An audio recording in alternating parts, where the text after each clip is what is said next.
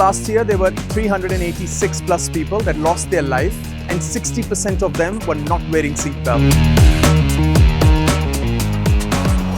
This is why we have combined everybody's efforts of our partners, and we are doing an event which is called Buckle Up for Life. Wear seatbelt, keep yourself and people around you safe.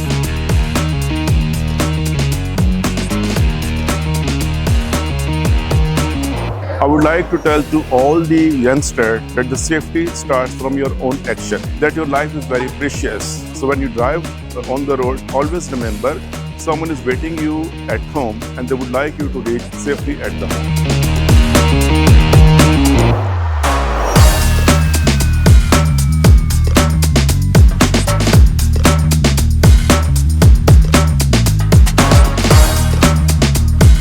I'll buckle up for life. Buckle up for life. Buckle up for life.